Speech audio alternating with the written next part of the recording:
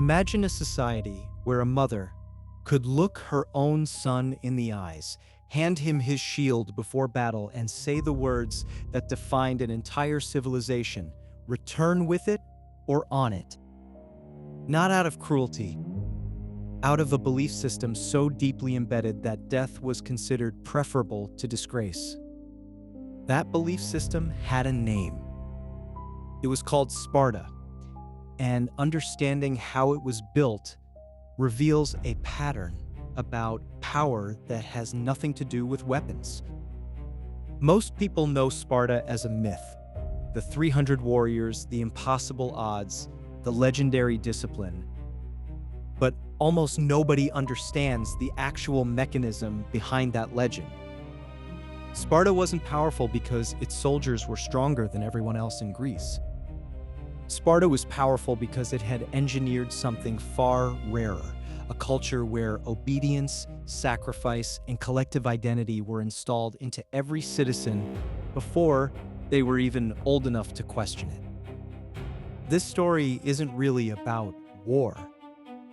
It's about how systems shape human behavior so completely that people willingly choose death over deviation from the group.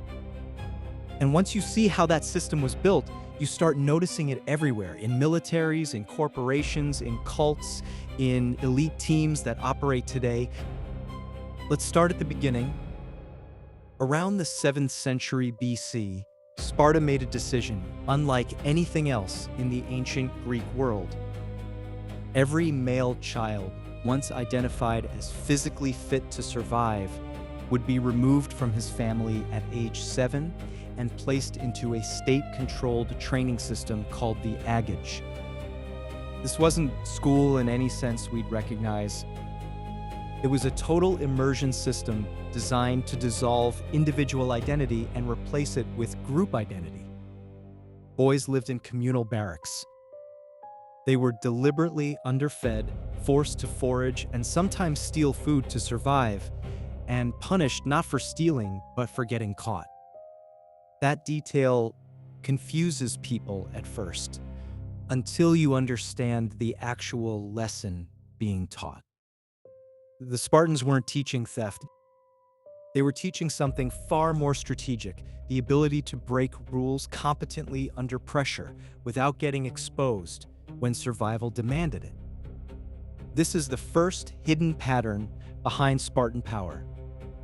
Rigid systems, paradoxically, often produce highly adaptive individuals, as long as the system trains people to operate flexibly within a fixed structure. Total obedience to the framework combined with ruthless improvisation inside it. You see this same paradox today inside elite military units and high-performing organizations. Strict hierarchies, strict protocols, combined with an expectation that when the plan collapses, individuals think independently and adapt immediately. Structure and flexibility aren't opposites. Sparta proved thousands of years ago that the same system can produce both. As boys progressed through the Agoge, something more psychologically significant was happening beneath the physical training. Their sense of self was being systematically transferred from the individual to the collective. A Spartan wasn't raised to think of himself as unique or special. He was raised to think of himself as a single link in an unbreakable chain, a chain that only functioned if every link held its position exactly. This mattered enormously in how Spartans fought. Spartan warfare depended on the phalanx, a tightly packed formation of soldiers holding overlapping shields, moving and fighting as one unbroken wall. If a single soldier panicked and broke formation, he didn't just endanger himself. He created a gap that could collapse the entire structure and get his comrades killed. This is the second hidden pattern hidden inside Spartan culture: when individual failure directly threatens the survival of the entire group, discipline stops being an external rule enforced from above and becomes an internalized instinct that operates automatically, even under extreme fear. This is precisely the principle behind how elite surgical teams, aviation crews, and special forces units train today. They don't rely on willpower alone in the moment of crisis. They build systems where every individual understands on a cellular level that their actions ripple outward to everyone around them. Discipline becomes automatic because the cost of failure is shared, not isolated. Sparta's mothers reinforced this psychology relentlessly. The phrase "with your shield or on it" wasn't simply about bravery. A Spartan soldier's shield was heavy and difficult to carry while fleeing, but essential for protecting the soldier positioned beside him in formation. Abandoning your shield to run meant abandoning your comrades to die. Returning without it wasn't cowardice in the abstract. It was a concrete betrayal of the entire unit's survival. This reveals something deeper about how Sparta engineered loyalty. It wasn't loyalty to an abstract idea of honor. It was loyalty built through mutual physical dependence, reinforced from childhood until self-preservation and group preservation became psychologically identical. The ultimate demonstration of this system came in 480 BC at a narrow mountain pass called Thermopylae.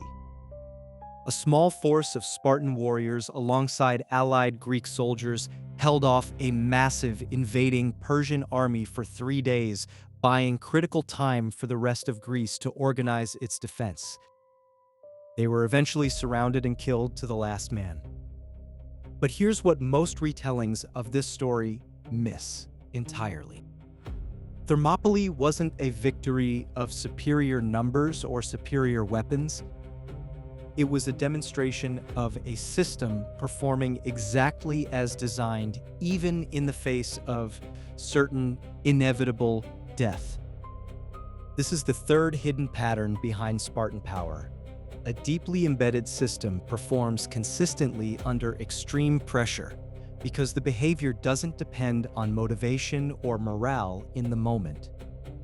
It depends on years of repeated training that activates automatically the instant stress arrives. Modern crisis training in aviation, emergency medicine, and disaster response operates on this exact same principle. You don't rise to the occasion in a crisis. You default to the level of your training. The ancient Spartans understood this mechanism instinctively, centuries before modern psychology gave it a formal name. But every system built for extreme strength eventually reveals extreme weaknesses elsewhere, and Sparta was no exception.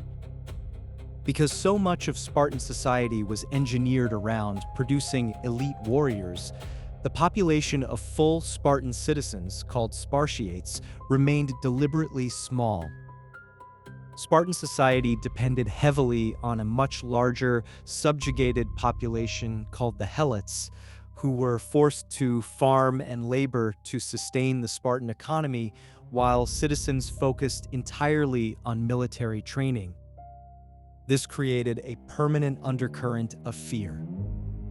The Spartan state lived in constant anxiety over the possibility of a Helot uprising and devoted enormous internal energy simply maintaining control over its own population. This is the fourth hidden pattern, hidden inside Sparta's success. Systems built entirely around one narrow form of strength often become fragile in every other dimension. Sparta could produce the finest infantry in the ancient world, but struggled to grow its population, expand its economy, or govern with any real flexibility outside of warfare. This is the same vulnerability you see today in organizations built around a single, narrow advantage: extreme cost-cutting, extreme specialization, extreme rigidity of process. When conditions shift and a different kind of flexibility becomes necessary, that same rigid strength that once created dominance quietly becomes the reason the system can't adapt.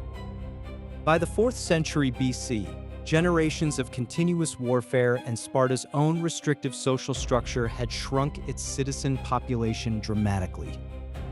The very system engineered to make Sparta unbeatable eventually became the reason it could no longer sustain the power it once held.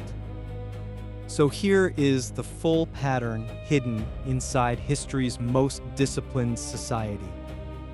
Systems built on shared hardship create loyalty stronger than systems built on comfort.